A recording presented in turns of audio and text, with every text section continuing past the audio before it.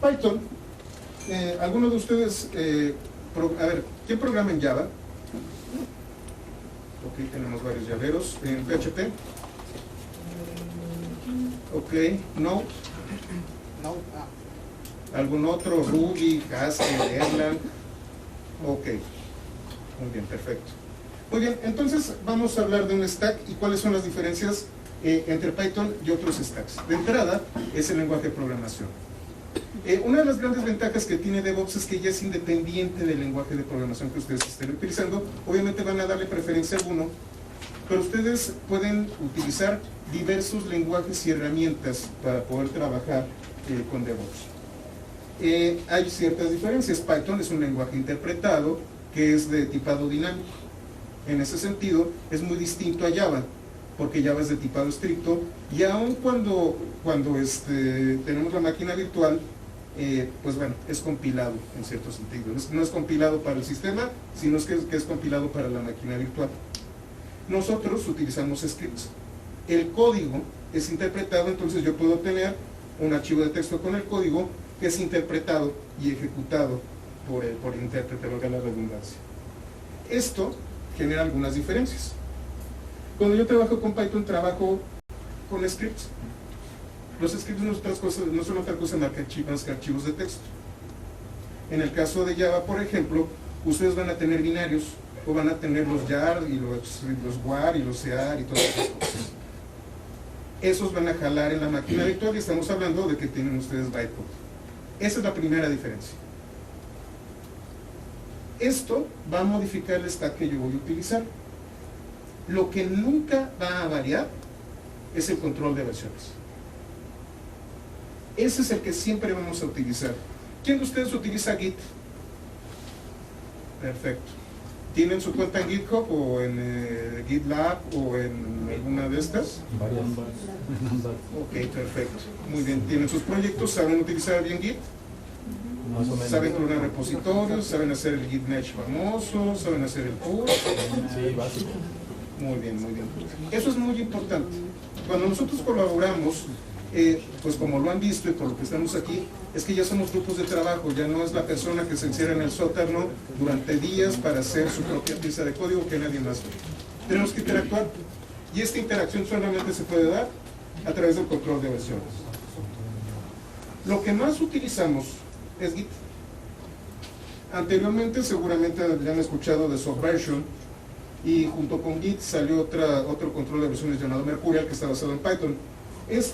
Git fue hecho por Linus Torvalds, la persona encargada también de hacer el kernel de Linux, el dueño del kernel de Linux, precisamente porque necesitaba algo que se adecuara a sus necesidades que no había en el mercado, y que pues lo habían criticado mucho por utilizar una herramienta que era propietaria. Git es el principal sistema de gestión de versiones que nosotros hemos estado utilizando, y bueno, estos solamente son 3, pero bueno, hay empresas, hay organizaciones que nos dan servicio a repositorios remotos, voy a quitar ahorita M, de Git. Inicialmente estuvo GitHub, prácticamente todos empezamos con GitHub, después nos pasamos a Bitbucket por alguna razón, y a GitLab. Estas empresas iniciaron ofreciendo únicamente el servicio de repositorios remotos. Fueron pues han sido bastante exitosas con eso, pero se tienen que diferenciar. ¿Cómo se han diferenciado? A través de DevOps. Si yo ya estoy subiendo el código a un repositorio, pues ¿por qué no empiezo a generar binarios? ¿Por qué no empiezo a generar yo un workflow de desarrollo? ¿Por qué yo no empiezo a generar herramientas que a partir del código que estoy subiendo empieza a generar pipelines de DevOps? Y entonces, bueno, GitHub ya empezó con esto, pero por ejemplo, Bitbucket, que es de una empresa llamada Atlassian, sí, efectivamente les da el servicio de guardar su repositorio, pero también les da CI/CD. También ustedes pueden automatizar pruebas, también pueden generar sus propios binarios, pueden trabajar sus artefactos, y tienen diversas herramientas dentro de un entorno totalmente consolidado. Y la base es Git. GitHub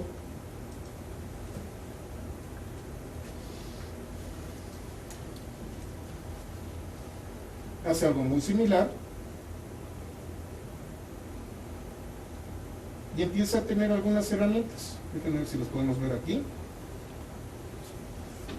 Tiene sus wikis, si ustedes quieren hacer un portalito sobre su proyecto también lo pueden hacer sobre GitHub, y empiezan a trabajar con gestión de artefactos, ya también empieza a ver el tema de compilación de binarios, pero no es tan avanzado. Ustedes deciden qué utilizar.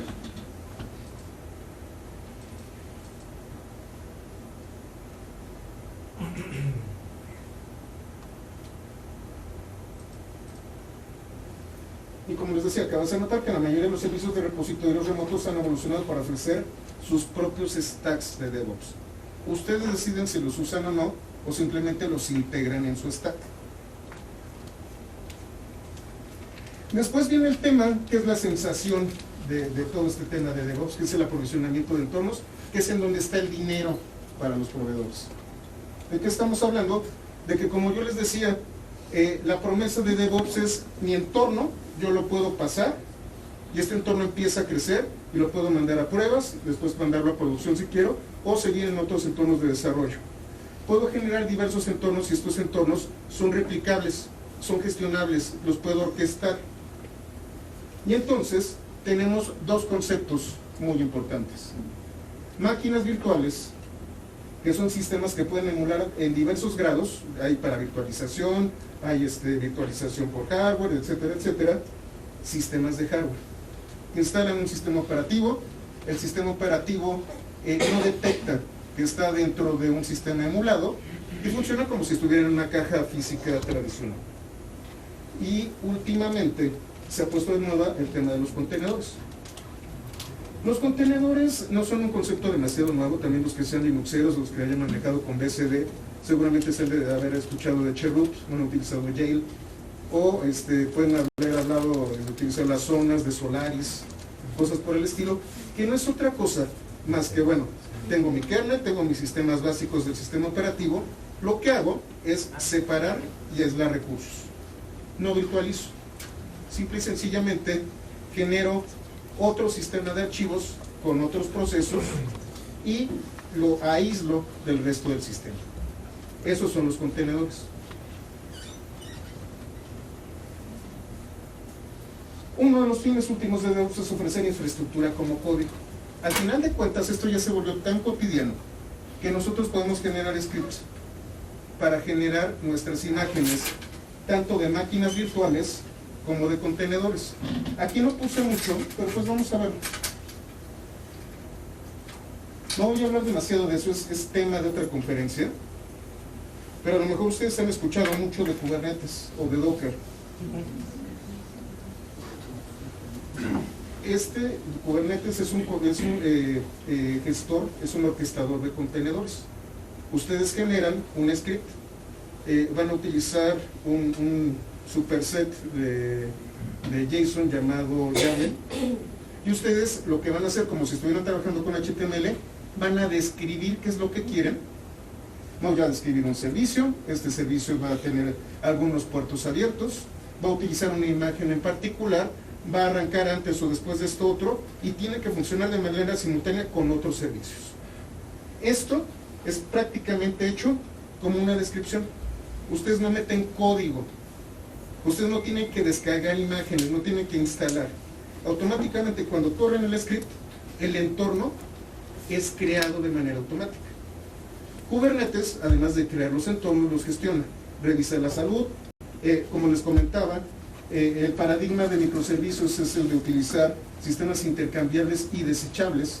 Entonces, si cierto componente deja de funcionar, lo desecho y lo sustituyo. Eso es lo que hace Kubernetes. De parte de las máquinas virtuales, tenemos Vagrant. Vagrant hace exactamente lo mismo que hace Docker y los contenedores, pero con máquinas virtuales. A estas máquinas virtuales se les conoce como cajas.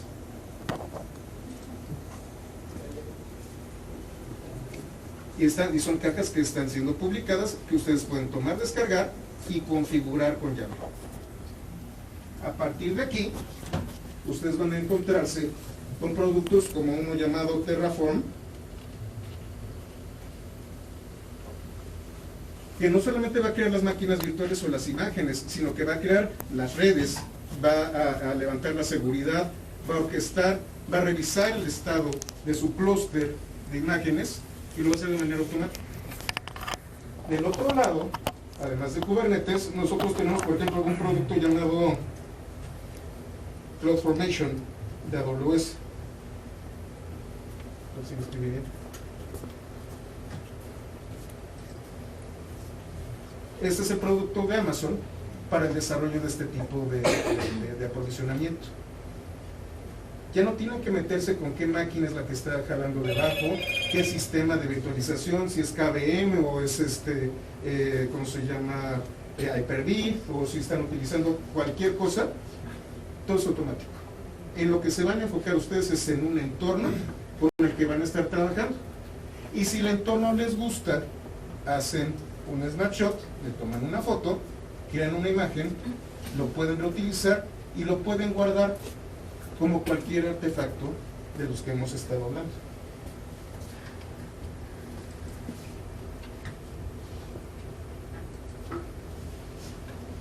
Además de esto, nosotros vamos a distribuir nuestros paquetes. Ya distribuimos código, ya tenemos entornos. Ahora, ¿cómo yo voy a distribuir mis paquetes? En el caso de Python es muy sencillo.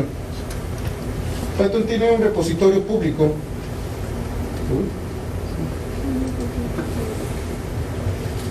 llamado pypy.org. Este es el repositorio por defecto de la comunidad de Python. Estamos hablando de que hay 213,000 proyectos,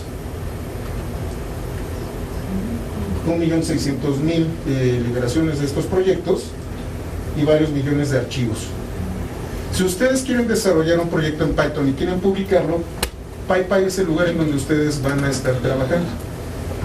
Entonces, si ustedes, por ejemplo, quieren trabajar, no sé, TensorFlow para hacer Deep Learning, o van a utilizar el Scikit para Machine Learning, o quieren trabajar con Pandas, o descargar Django o Flask, va a estar aquí.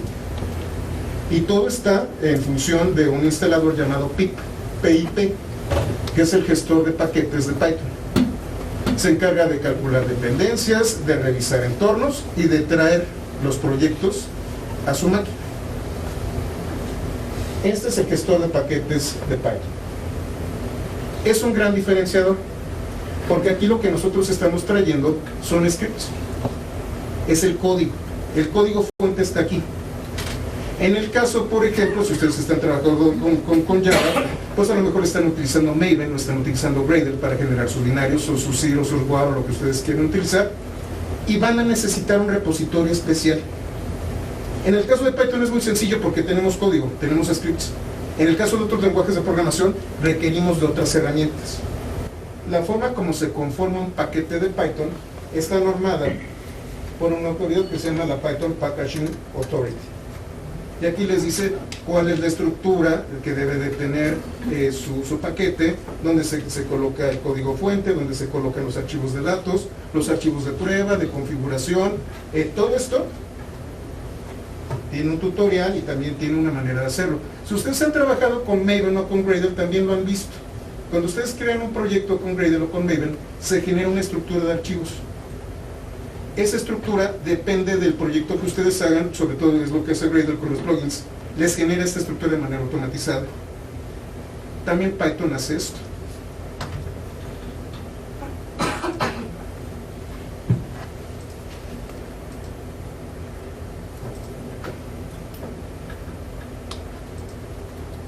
Pruebas. Python está muy enfocado al tema de pruebas, como les comentaba, es de tipado dinámico, puede generar muchísimos errores.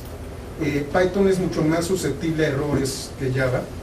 Pueden hacer cosas muy feas de manera muy sencilla en Python, pero les da mucha libertad al desarrollar. Es una por otra.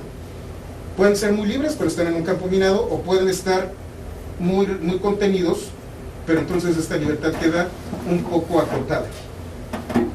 nada es mejor que otra cosa. Realmente ustedes pueden escoger hasta PHP y creo que podrían hacer gran cosa. Me tengo que apurar. Estas son las herramientas de prueba. Unitest es parte de la biblioteca estándar de Python. Nose y PyTest son herramientas de automatización, tanto de pruebas unitarias como de pruebas más avanzadas. Hay otro tema de TDD, no lo vamos a tocar, ese es otro tema distinto, en donde vamos a hablar sobre todo de filosofía de pruebas. Y para la automatización tenemos herramientas muy interesantes. Seguramente han escuchado de Puppet, o de Chef, o de Salt. En este caso, Python tiene una herramienta que se utiliza mucho, que es Ansible. Ansible fue adquirida por Red Hat, y es un sistema de automatización de la configuración para uno o para cientos o miles de servidores.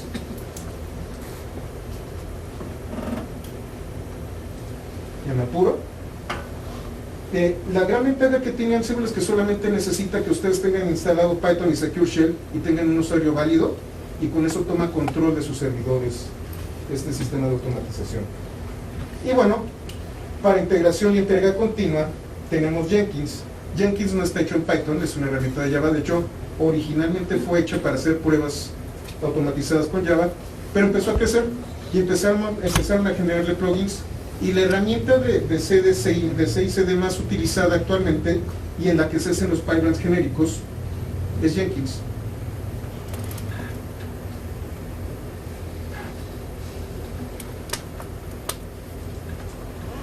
Y bueno, ya por último, además de estos paquetes, Python puede generar otro tipo de artefactos, los contenedores, las imágenes, etcétera, etcétera, y entonces no se libra de usar un gestor de artefactos además de PyPy. Yo recomiendo mucho, es una buena herramienta, Artifactory.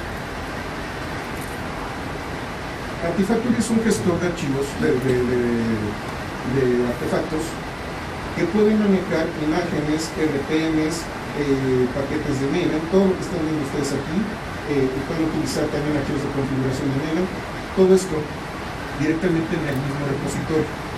Git fue hecho para manejar perfectamente documentos de texto.